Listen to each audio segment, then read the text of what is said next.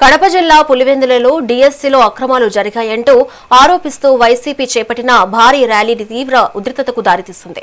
Party కార్యాలయం నుంచి RDO office వరకు సాగిన ర్యాలీలో ఎంపీ అవినాష్ రెడ్డితో పాటు నేతలు, కార్యకర్తలు పెద్ద ఎత్తున పాల్గొన్నారు. ఆర్డీఓ ఆఫీస్ గేట్ వద్ద లోపలికి వెళ్లేందుకు యత్నించిన కార్యకర్తలను పోలీసులు అడ్డుకున్నారు.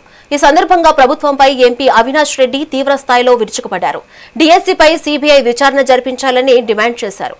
మంత్రి లోకేష్ కు ధైర్యం ఉంటే డీఎస్సీ అభ్యర్థులతో చర్చకు రావాలని సవాల్ విసిరారు. నిరుద్యోగ భృతి, ఫీజు రీయింబర్స్మెంట్, సూపర్ 6 హామీలను తక్షణమే అమలు చేయాలని అన్నారు.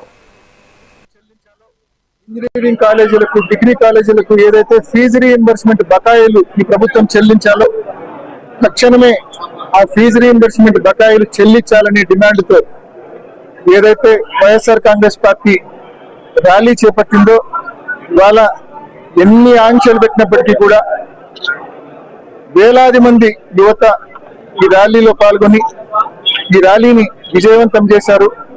ఈ ప్రభుత్వం ఈ నిరసన కార్యక్రమం ఇంత పెద్ద ఎత్తున జరగడం ఈ ప్రభుత్వం కల్లారా చూసింది. ఇప్పటికైనా మొద్దు నిద్ర లేవని చెప్పి ప్రభుత్వాన్ని మనవి చేస్తా ఉన్నాం. ఎన్నికలప్పుడు మీరు ఏదైతే సూపర్ 6, సూపర్ 7 హామీలు ఇచ్చారో ఆ హామీలు అమలు చేయమని చెప్పి ప్రభుత్వాన్ని మనవి చేస్తా ఉన్నాం. ప్రభుత్వంలో బాధ్యత గల స్థానంలో వీళ్ళంతా ఉన్నారు. విద్యాశాఖ మంత్రిగా లోకేష్ ఉన్నాడు. అధికార పార్టీలో ఈ రామ్ గోపాల్ రెడ్డి వంటి వాళ్ళు ఉన్నారు. వీళ్ళందరూ కూడా డిఎస్సి అభ్యర్థులు ఎవరైతే స్పోర్ట్స్ కోటా వీళ్ళు ఇష్టం వచ్చినట్టు జీవోలు ఇచ్చి మళ్ళా జీవోలు రద్దు చేసి ఇష్టం వచ్చినట్టు స్పోర్ట్స్ సంఖ్య కూడా జూడో, అదేవిధంగా మన బాల్ బ్యాడ్మింటన్, మన పాకాట ఇటువంటివన్నీ కూడా స్పోర్ట్స్ కోటాలో గేమ్స్ అన్ని యాడ్ చేయడం ఒకటి, స్పోర్ట్స్ కోటా శాతం పెంచడం ఒకటి, పరీక్ష రాయకుండానే స్పోర్ట్స్ కోటా ఉద్యోగం తెచ్చుకునే అవకాశం ఒకటి, డిగ్రీ కూడా లేకుండానే స్పోర్ట్స్ కోటాలో ఉద్యోగం తెచ్చుకొని మళ్ళా ఉద్యోగం వచ్చిన 5 సంవత్సరాల తర్వాత డిగ్రీ పూర్తి చేసుకునే వెసులుబాటు, ఇటువంటి ఘోరాతి ఘోరాలు జరిగిపోయినాయి. ఇంజనీరింగ్ కాలేజీలకు నిరుద్యోగుల్లో, విద్యావంతుల్లో అంతా కూడా చాలా పెద్ద ఎత్తున అలజడి ఉన్నాయి. దీనికి కారణం ఇటీవల డిఎస్సిలో జరిగినటువంటి అవకతవకలు.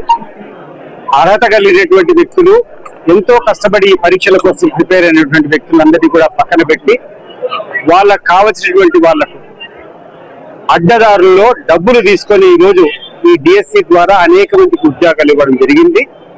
దీనికి ఒక చిన్న ఉదాహరణ, ఎంపీ గారు అన్ని చెప్పారు. చిన్న ఉదాహరణ, ఈ రాష్ట్రంలో ఉన్నటువంటి ప్రజలు, ఈ రాష్ట్రంలో ఉన్నటువంటి యువకులు ఎంతో ప్రాముఖ్యంగా ఆడుకునేటువంటి ఆటలు ఎన్నో ఉన్నాయి.